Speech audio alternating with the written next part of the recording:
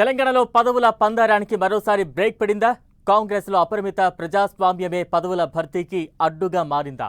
సీనియర్ల పంతంతో మంత్రివర్గ విస్తరణ, పీసీసీ కార్యవర్గ నియామకంపై అధిష్టానం అడుగు ముందుకు వేయలేకపోతోందా?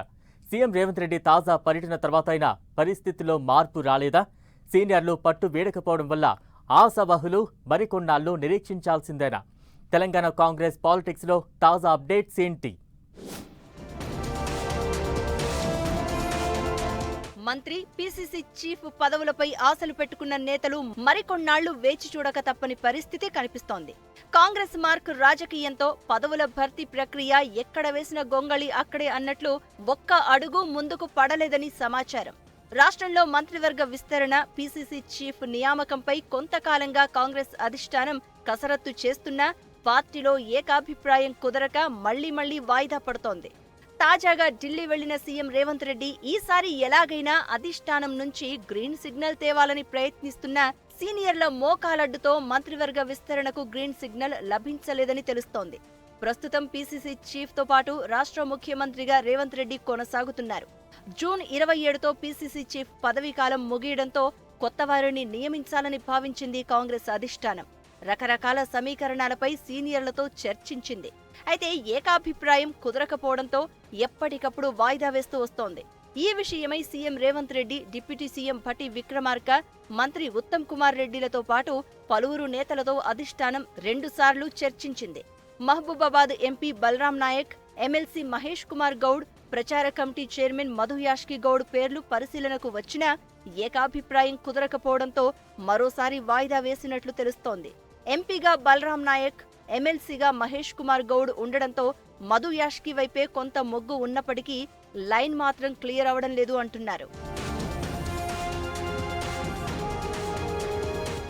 ఇక మంత్రివర్గ విస్తరణలో తమ అనుచరులకు పదవులు ఇప్పించుకోవాలని సీనియర్లు ప్రయత్నిస్తూ ఉండడంతో ఆ ప్రక్రియ ముందుకు కదలడం లేదు. ఇటు మంత్రివర్గం, అటు పీసీసీ చీఫ్ నియామకంలో ఒకదానికొకటి లింకు పెట్టడంతో పదవుల భర్తీ నాన్ స్టాప్ సీరియల్ గా మారిపోయింది.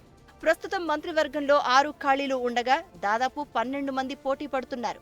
మంత్రివర్గంలో ప్రాతినిధ్యం లేని జిల్లాలలో ఉమ్మడి ఆదిలాబాద్ జిల్లా నుంచి ప్రేమ్ సాగర్ రావు, వివేక్ పోటీ పడుతున్నారు. వీరిలో ప్రేమ్ సాగర్ రావు పేరును డిప్యూటీ సీఎం మల్లు భట్టి విక్రమార్క బలంగా సమర్థిస్తుంటే వివేక్ వైపు సీఎం రేవంత్ మొగ్గు చూపుతున్నట్లు తెలుస్తోంది. అటు వివేక్ సోదరుడు మాజీ మంత్రి వినోద్ కూడా తన వంతు ప్రయత్నాలు తాను చేసుకుంటున్నారు. దీంతో ఆ జిల్లాలో ఎవరికి చోటివ్వాలనేది తేల్చుకోలేకపోతున్నారు అంటున్నారు.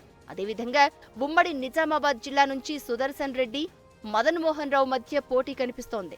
ఇద్దరూ ఎవరి ప్రయత్నాల్లో వారు ఉన్నారంటున్నారు. సుదర్శన్ రెడ్డి వైపు రేవంత్ మొగ్గు చూపుతుంటే ఇతర సీనియర్ల సహకారం, ఢిల్లీ లాబియింగ్ చేస్తున్నారట మదన్ మోహన్. ఇక రంగారెడ్డి జిల్లా నుంచి మల్రెడ్డి రంగారెడ్డి, రామ్మోహన్ రెడ్డి పోటీ పడుతుంటే హైదరాబాద్ కోటాపై దానం నాగేందర్ ఆశలు పెట్టుకున్నారు. ఇక మంత్రివర్గంలో బెర్త్ కోసం తనకు హామీ ఇచ్చారని కోమటిరెడ్డి రాజగోపాల్ రెడ్డి పట్టుబడుతూ ఉండగా అదే జిల్లా నుంచి ప్రభుత్వ విప్ బీర్లా ఐలయ్య, ఎస్టీ సామాజిక వర్గం నుంచి బాలునాయక్ తమ వంతు ప్రయత్నాలు చేసుకుంటున్నారు.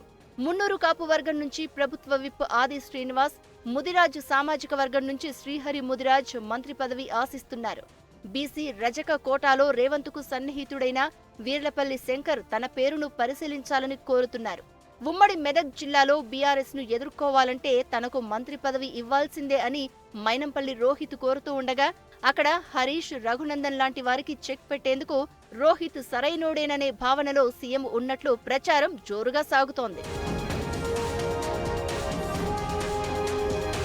సీఎం రేవంత్ రెడ్డి ఈసారి మంత్రివర్గంలో తనకు అనుకూలమైన వ్యక్తులను తీసుకునేందుకు ప్రయత్నిస్తుంటే చాప కింద నీరులా సీనియర్ నేతలు తమ సన్నిహితులకు బెర్త్ కోసం పట్టుబడుతున్నారని చెప్తున్నారు.